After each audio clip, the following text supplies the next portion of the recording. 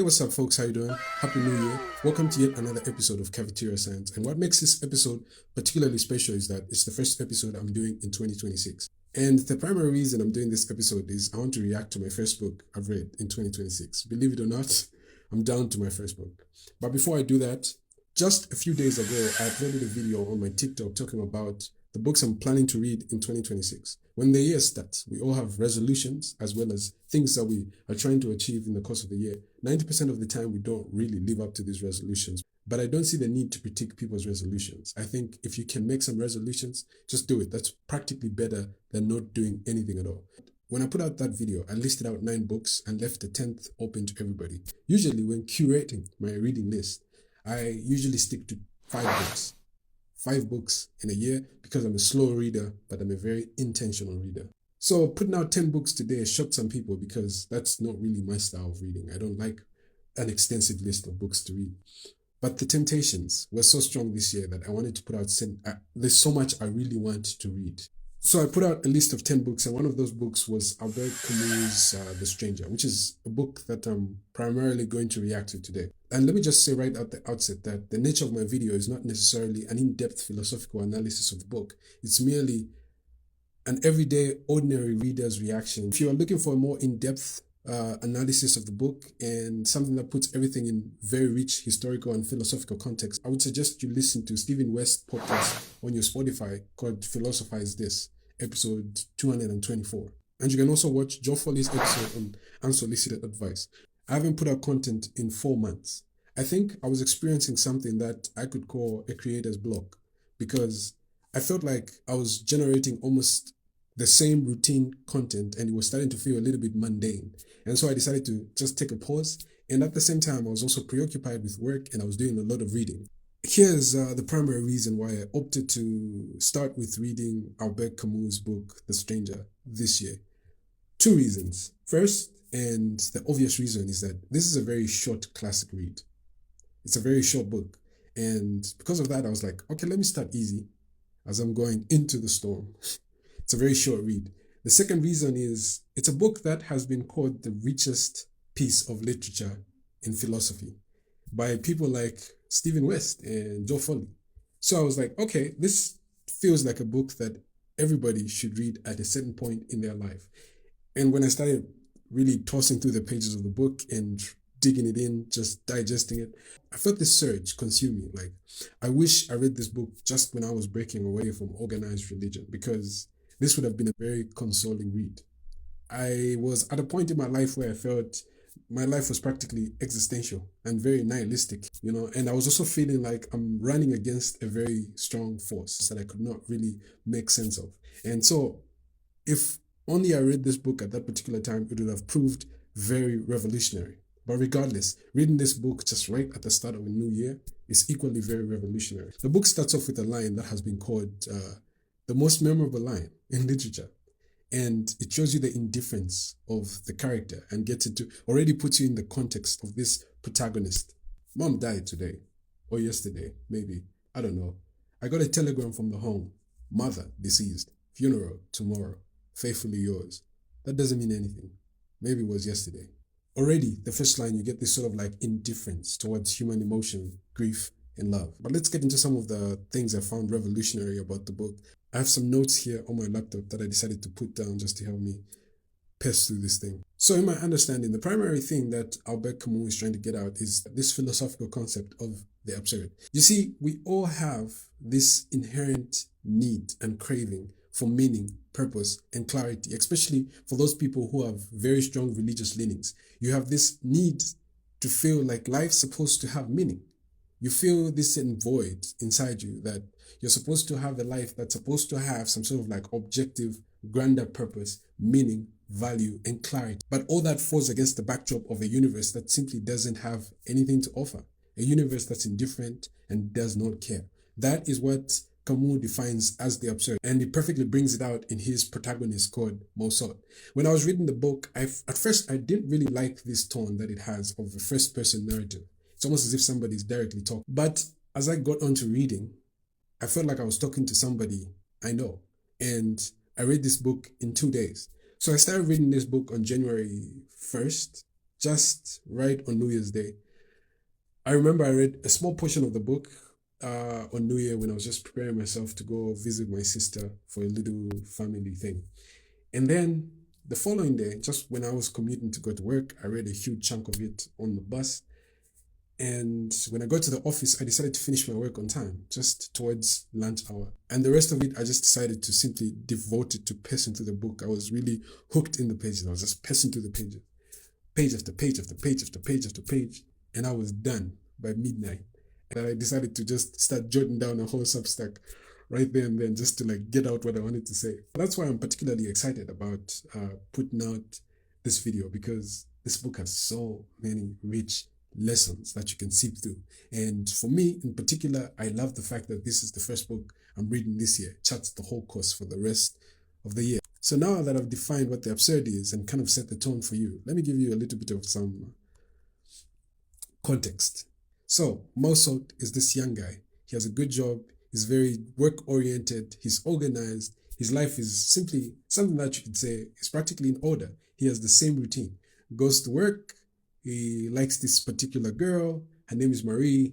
They hang out over the weekend. He loves swimming. They go out to swim, do a little lunch together, come back in the evening, get it on, chill, just like that. Almost practically every weekend is this girl doing pretty much the same thing. And then he has this neighbor in this building that he lives in, these two neighbors. There's old man Salamano, who has a very sick dog. And there's also Raymond, this violent, I would say criminal-minded guy who has this mistress that he feels cheated on him and wants to get back to her in a somewhat violent way. And throughout the course of the reading, you get to see how indifferent and uninterested Meursault is towards the state of the world and what people deem important. He's just not in touch with things that strike people as important. Love, marriage, morality, all those things. He just genuinely isn't interested. Not in a very hostile manner, but it just strikes him as practically meaningless. He doesn't see the point for it. There was this part in the book that got me thinking like, wow, bro, like what's going on? So he hangs out with this girl, Marie. They chill together. They practically do everything together. And you can clearly see that he's fond of her company. He enjoys her company. Then this one time she asks him, do you love me? And would you marry me?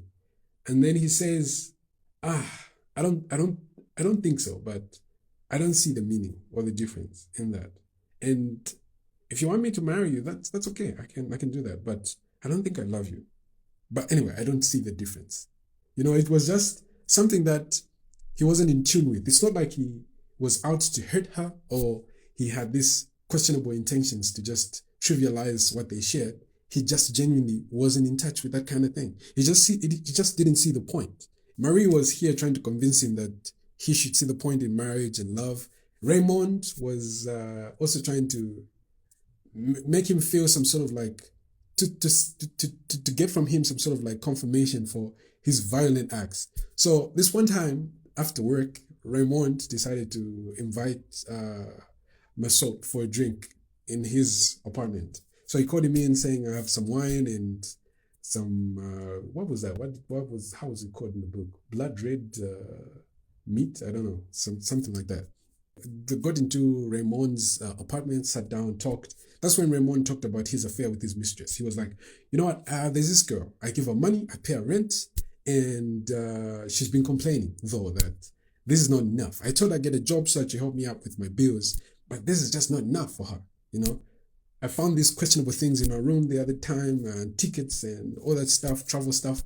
I feel like she's cheating on me. I'm convinced she's cheating on me because clearly there's no way she's able to fend for herself like this. It's like some of the things that she's doing require or only make sense in the context of somebody helping her with some money. So I'm definitely sure that she's cheating on me.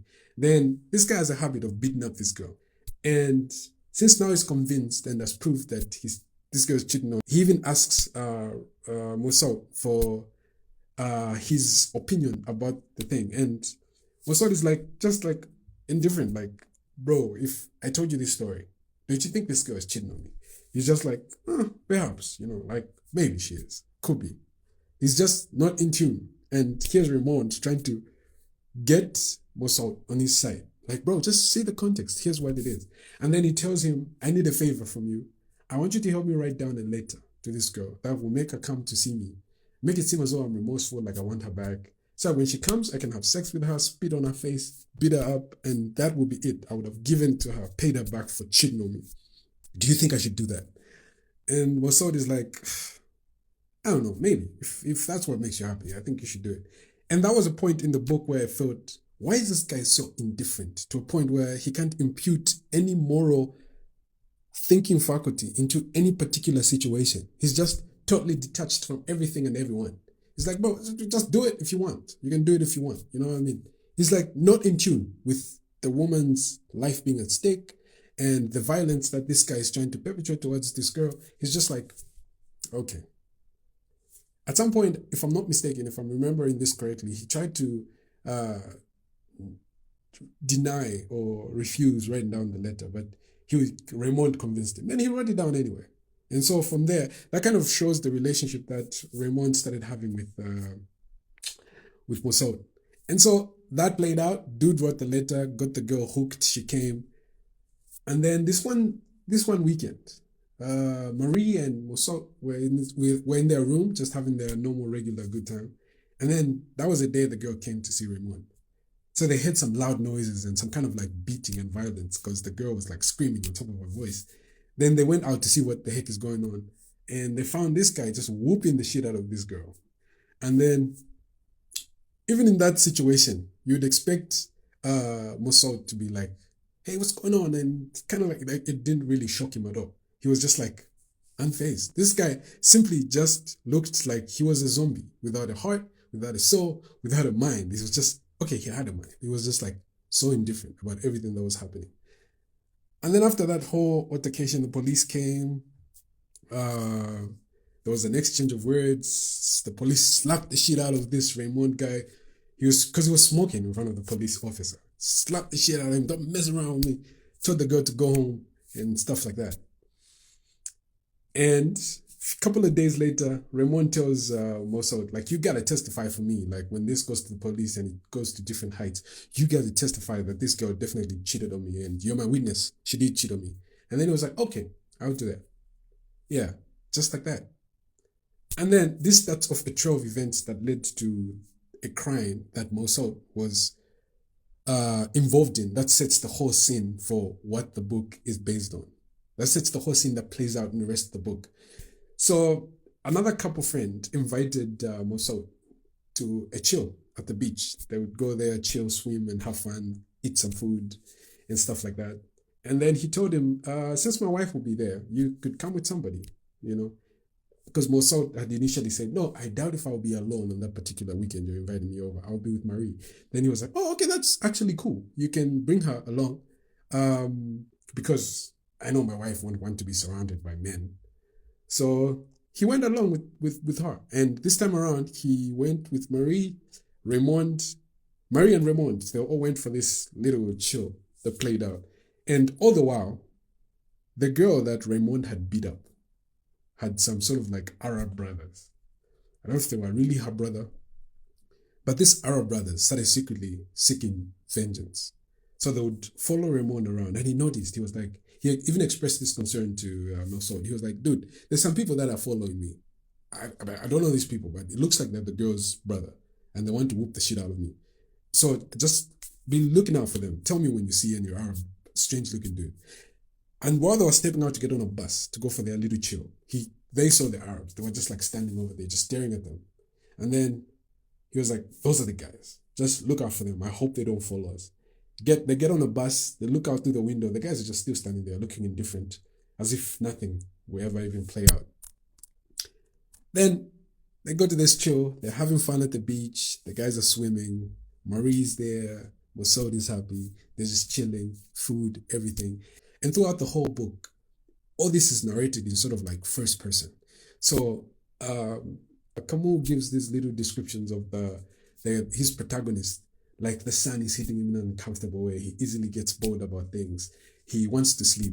Oh, the sounds are not striking him as in a pleasant manner or something. He talks about how unbearable the sun is on his skin and stuff like that. Then he wants to take a nap. He's tired. He's bored. He no longer wants to be in this situation. It just shows you this guy who's just practically indifferent and just free floating through life. Nothing is meaningful.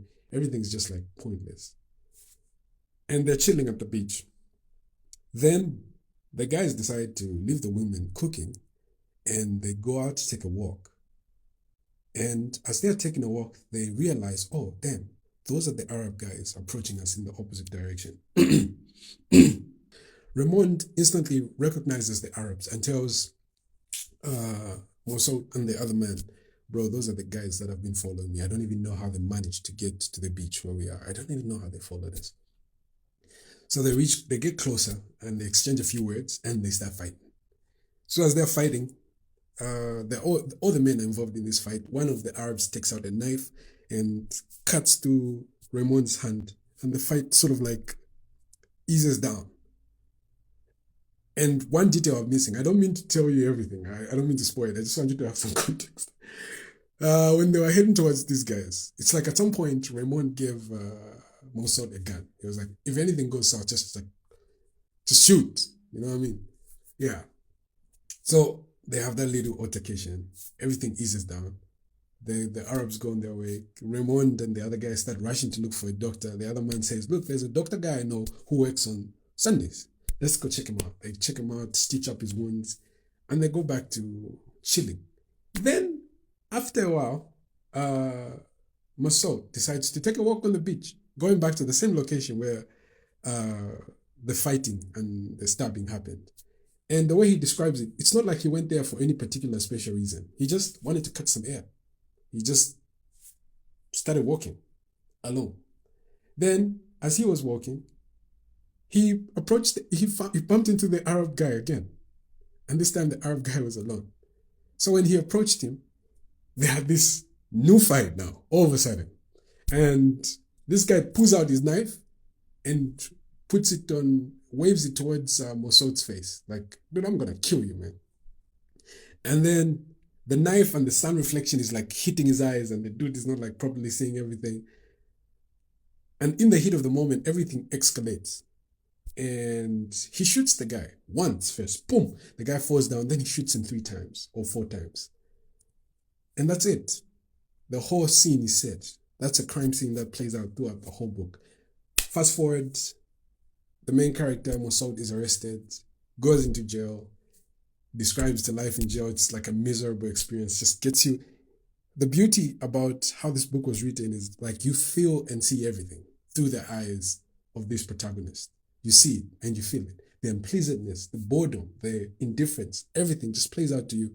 And as you're reading, there's something that just feels unhuman about this guy. A lot of people who've read the book have said things like, this guy's just not relatable. He's so indifferent about everything. He doesn't feel love. He doesn't feel anything. He's like a robot of sorts, you know. But in the depth of all that, there was this need in Meursault's heart and in the depth of his soul that he wished the world could truly understand him. And he was brutally honest. He never used to lie. If he's feeling a certain type of way or uncomfortable about a certain particular situation, he would just tell you. And this proved very, very hard for the lawyer that he was working with. Because the lawyer wanted to switch up the case here and there. Then everything switched when the hearing started. Everything switched from the details of the crime and the case to the disposition of Meursault.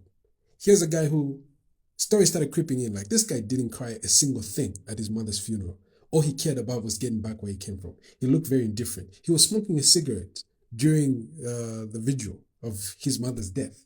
Right there in front of the casket. Dude is so indifferent, telling stories with the caretaker who offered him coffee and he accepted. And he offered the caretaker a cigarette and they were just like chilling. He was asked by the director at the nursing home where the mom passed away, like, do you want to see your mom even just once? Upon his arrival, like, do you want to just look at your mom for the last time so to pay her your last respects? Dude said, no, I don't want. Just have them seal the casket. Just like that. He was not moved. There was no sign of grief. There was just this empty void, dark detachment and indifference, this apathy towards the human state of things. He just looks so detached from everything. And all that now started playing into his court case and his court hearing. And they started bringing all these witnesses to testify. And everybody was simply just saying, this guy doesn't give a shit about anything. He looks like he's a psycho. And because of that, this basically boils into why he killed this person. Never cried at his mother's funeral. His mother's funeral kept playing through and through that court hearing that the lawyer that was working with Meursault became irritable. It's like, why have you switched the contents of the case to this guy's disposition and his mother's funeral? You know, it was like all played out. And what was being expressed there was people were very uncomfortable with this guy's disposition. The whole system was fighting him because he was not in tune with what we do as humans. No sign of remorse, no sign of love, no sign of connection, no sign of grief, just empty, a whole zombie. The prosecutor even said, this guy is an evil spirit that would consume our society. If everybody was like this person, the world would be full of evil because we need humans that are able to feel, that are able to be sympathetic, that are able to exchange human emotion. But this guy just looks stiff. He just looks dead. He's just a face and a name. I don't even know if he has a soul or anything like that. He was just not in tune. And then the ironic part of this all is Meursault wasn't doing all this because he was evil. He was simply indifferent. He just didn't see the point. It was all meaningless. He wasn't an evil person. He wasn't a vile person. He was just painfully indifferent. And this made people very, very uncomfortable. We've all been in situations where there's this one guy in the group who just looks like he's just detached from everything and everyone. Like, he's not in tune with anything and anyone. He's just like in his own world. What strikes you as something that should move him emotionally, or what you deem as important human connections, just don't get to him. That was how Meursault was, but in a slightly extreme version. Fast forward, Meursault is condemned and sentenced to death by the guillotine, dude's head cut off. But towards the end, as he was somewhat waiting to have some sort of like appeal, there was this chaplain that was constantly coming to see him, and he would say, no, I don't want to talk to you. Just leave me alone in my cell.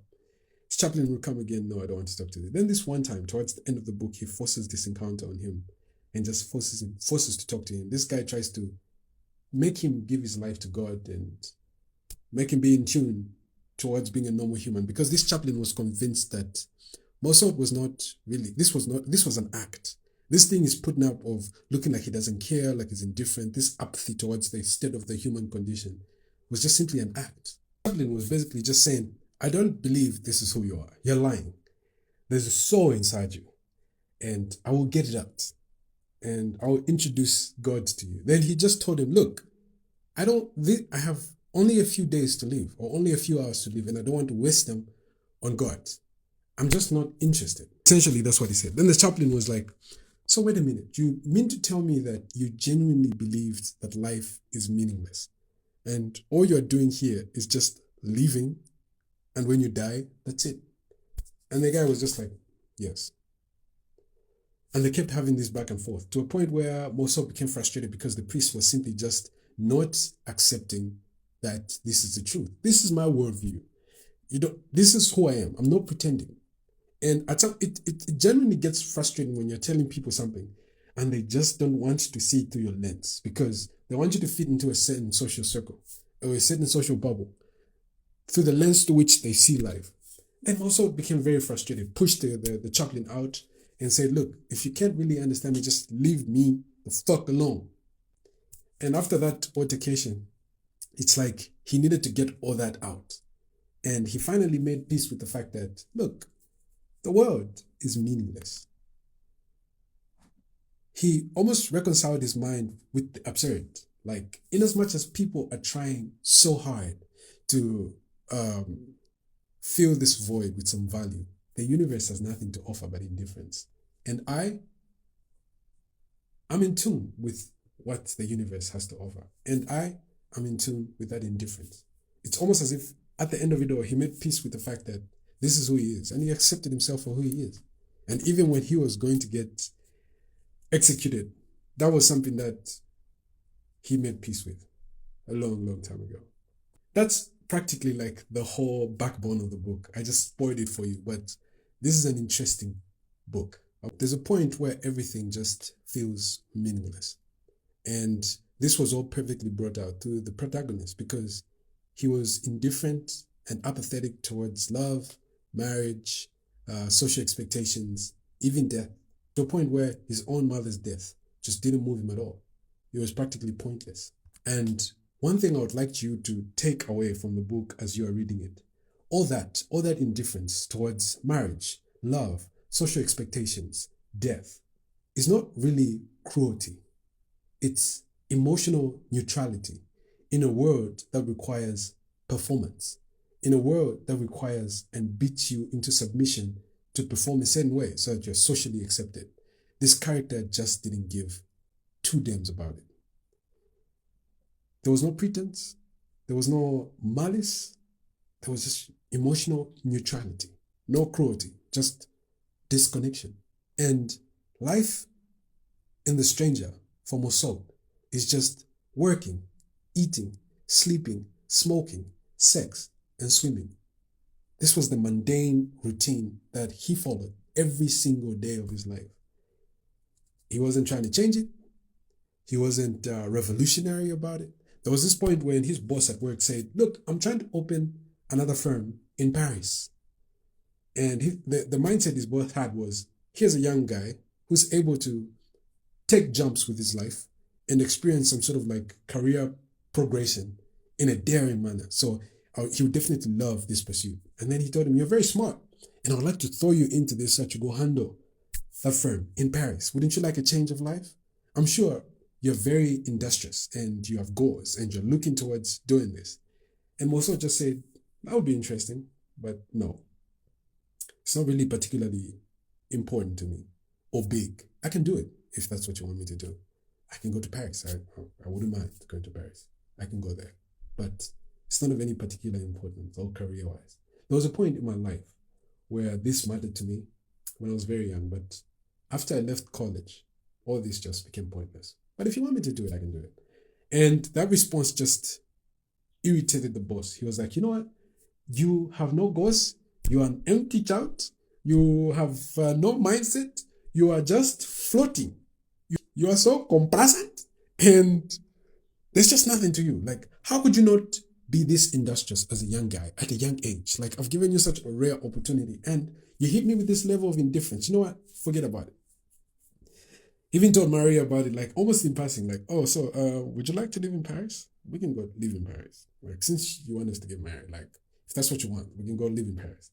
Like, it was like the whole indifference about it. It wasn't like a big special thing. Nothing is elevated. Nothing is symbolic. Life is flat, repetitive, and mundane. This is the absurd made visible. And through the story, I think another thing I took away from reading this book is Camus strips life of these metaphysical comforts. Meursault existed outside moral boundaries. He wasn't anything that you can throw on the scale of good and evil. Not good, not evil, just a guy, free-floating and existing. He does not justify himself. He does not repent. And this places him beyond good and evil in some sort of like Nietzschean sense. That's why at some point he was called Meursault Antichrist, because Meursault refused God, he refused redemption, he refused salvation, and he refused having some sort of final meaning. He was just indifferent. He didn't see the point. He didn't kneel before death, and he accepted it without any illusions.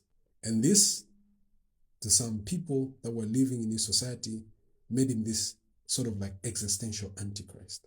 That's why in the book, towards the end, he says, I simply opened myself to the gentle indifference of the world. And this is not despair. It is clarity. The universe does not hate us. It simply does not care. So here are the 3 last lessons when you're faced with nihilism or this existential crisis. Don't force yourself to invent meaning. Do not escape reality. And don't lie to yourself for any sort of like consolation. Just free float through life and take it as it comes. And this book matters because I personally feel like it helps you reject comforting illusions, exposes moral hypocrisy, and forces readers to confront reality honestly. So go read that book. It's a short read. Happy New Year.